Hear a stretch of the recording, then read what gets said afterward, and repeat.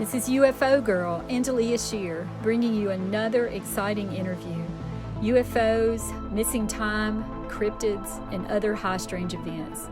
These are real people and their extraordinary encounters. Now sit back, buckle up, and get ready for today's case of interest.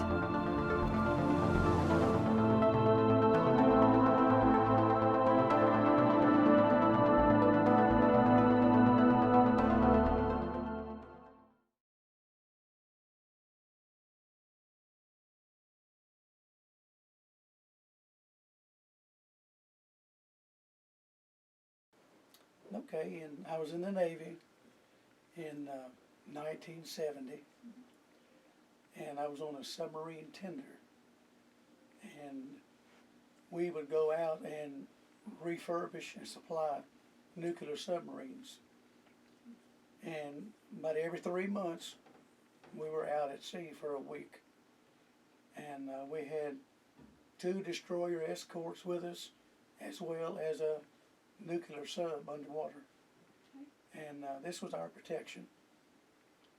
So we're out this about the last week in May in 1970, and the department that I was in was the weapons department, and when we're at sea, the weapons department steers the ship.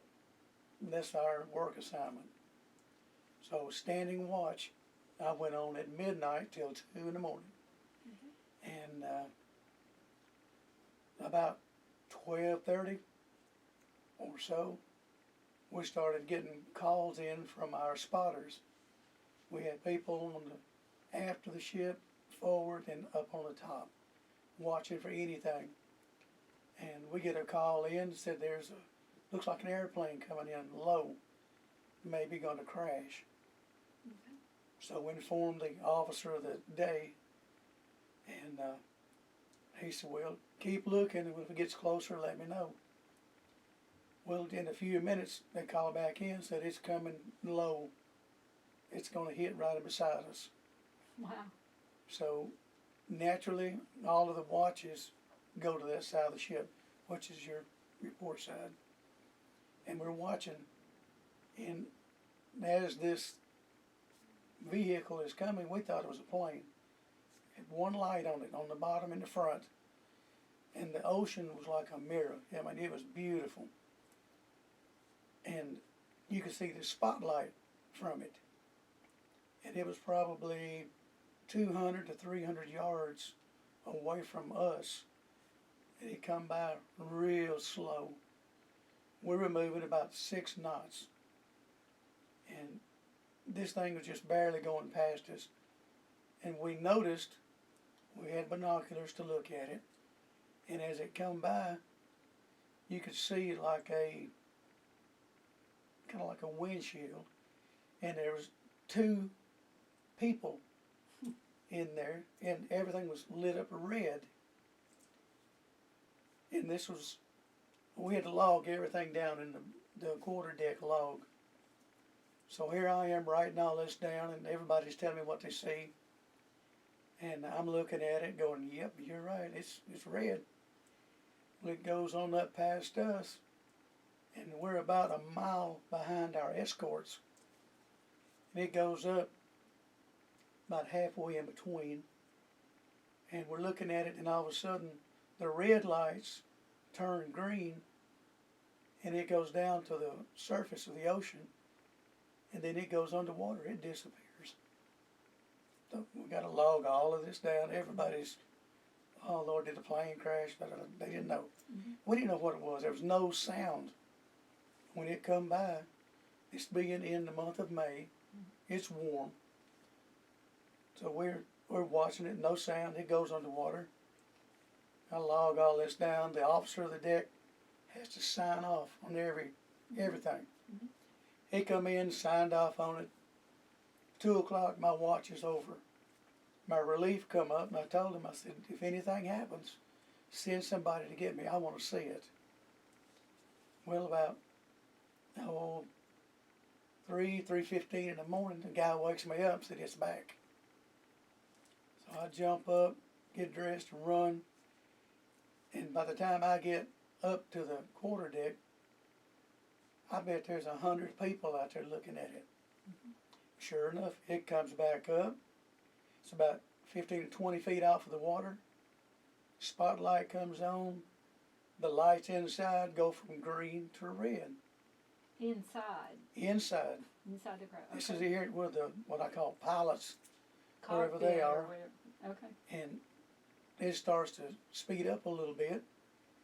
And as it's speeding up and getting closer to our escorts, it starts rising, going up 50 feet, 100 feet. And after that, you can guess. Then it goes over our escort ships real slow. This is like 20 minutes. It's just going real easy. Then as it goes higher, just all of a sudden, it's gone. I mean, it's like a bullet. So I go on the quarterdeck, and the guy's already logged everything in. The officer of the deck signing everything off.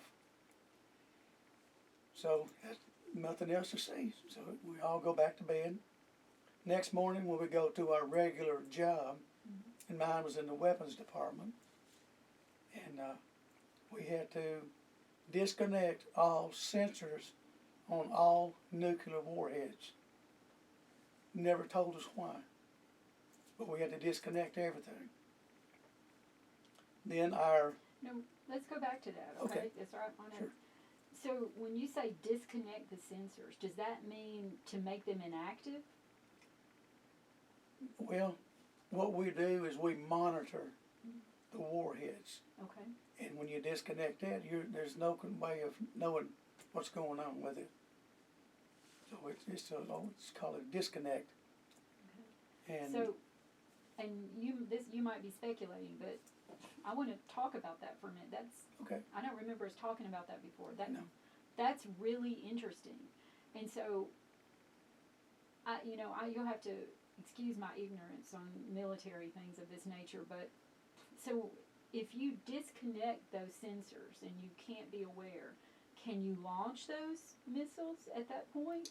well, the warheads are separated from missiles, torpedoes, or whatever. Okay. They're just a warhead. Oh, so they're just, It sits in storage, okay, I see. but we keep connected to it, Mm-hmm. and that's just mainly for temperature, and if anything, Yeah, I excuse see. me, if the radiation level starts to increase or whatever. Mm-hmm. And we had never done that before. Do you have, in your opinion, why would they do that? Now, we know we've seen the UFO, okay, and it's, I mean, this is a great question. This is perfect for this. It seems like they would want to keep the sensors on these things if we're having these unusual UFO. I mean, that's how my logic would work.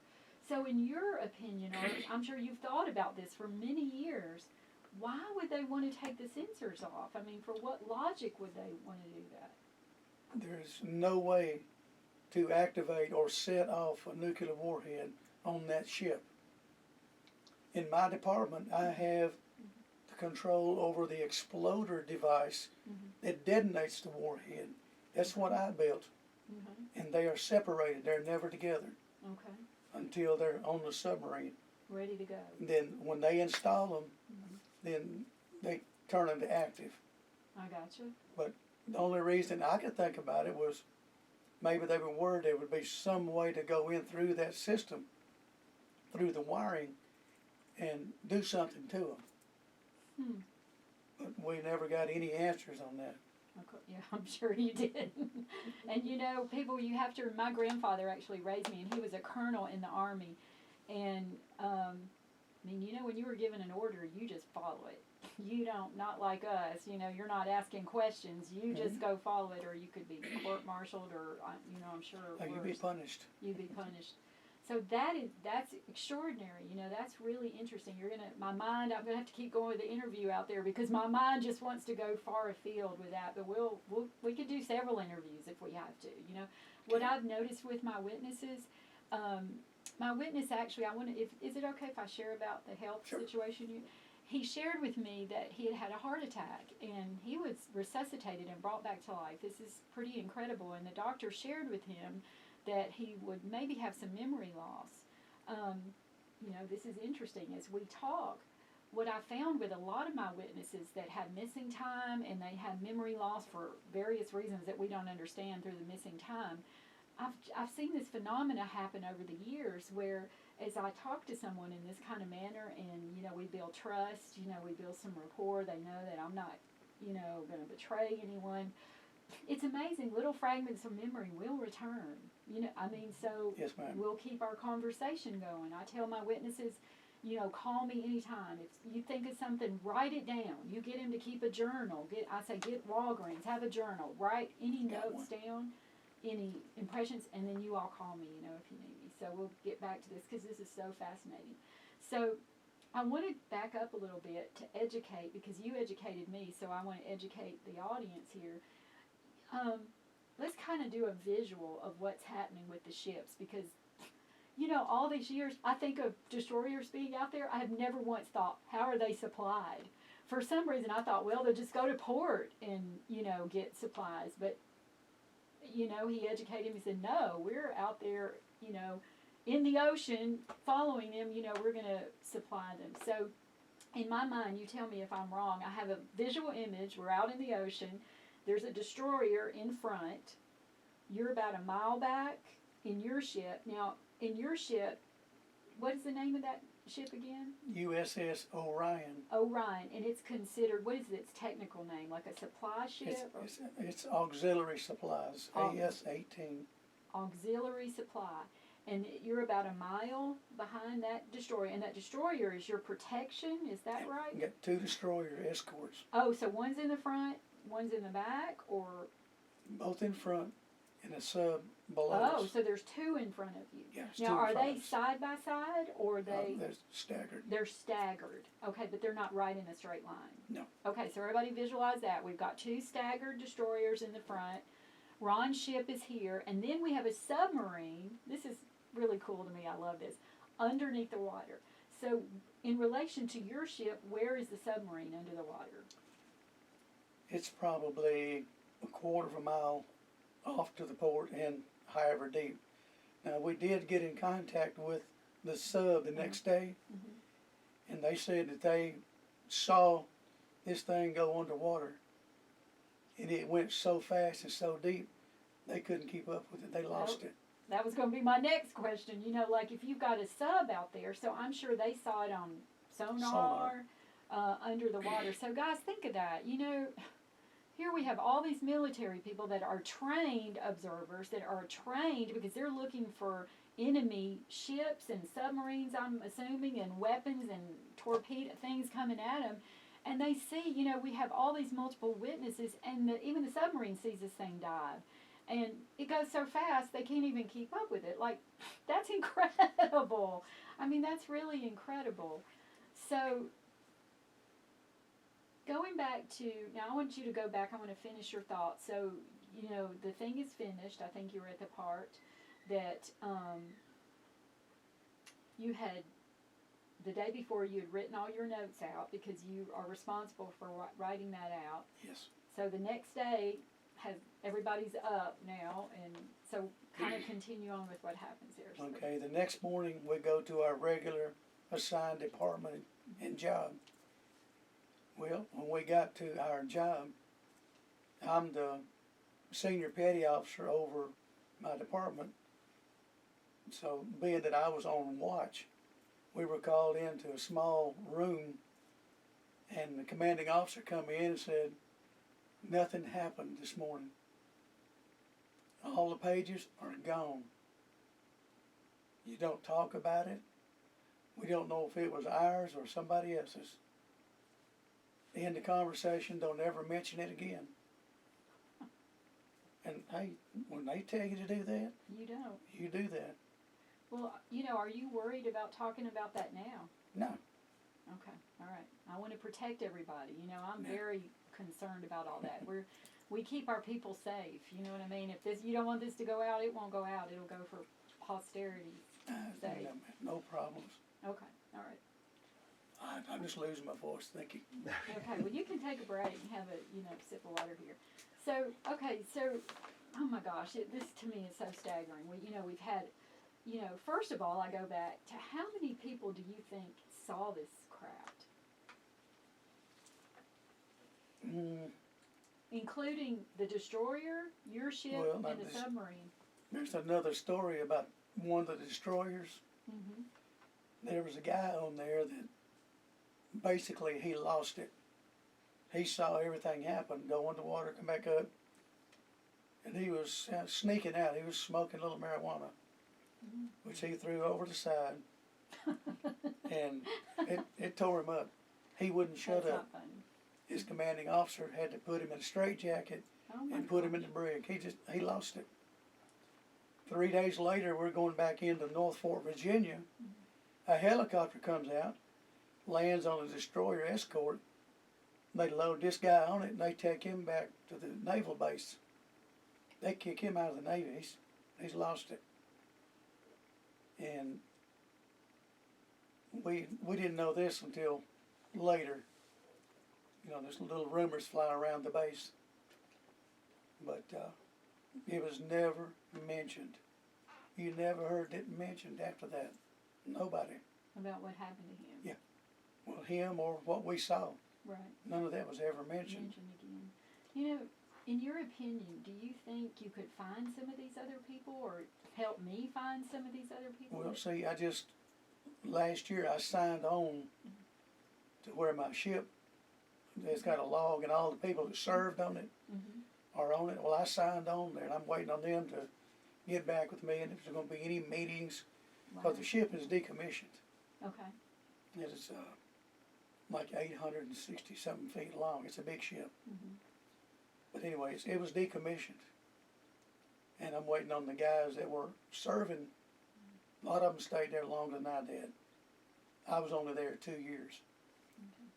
But well, we might, this may be a future video. I mean, because we might be able to have, what would be, not that I don't believe you totally, but gosh, wouldn't we have some great, if we could get some people to come forward and, we have safety and power in numbers for sure. So in 1983, I went to work in the 70s as an aircraft machinist. In 1983, at the Avco plant where I was working, they hired this guy in. And they called him Space Monkey. Okay. He come in with a tinfoil hat. And they thought he was just crazy, but he was a machinist. He was there about 2 weeks. We're sitting at a lunch table, picnic table, and we're eating. He gets to talking about this UFO he saw and how it come up behind his ship and went underwater. And when he's talking about it, and I said, yeah, when it come back out, it changed the colors from green to red. It's like somebody smacked him. How did you know that? I said, I was there. Wow. What do you mean you were there? I said, I was on the submarine tender. I saw it all. I documented it.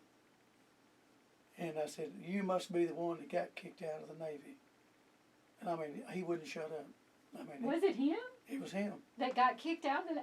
Oh my God. Well, we all know that he's okay, people. All these conspiracies that they didn't kill him or, do anything negative, which I don't.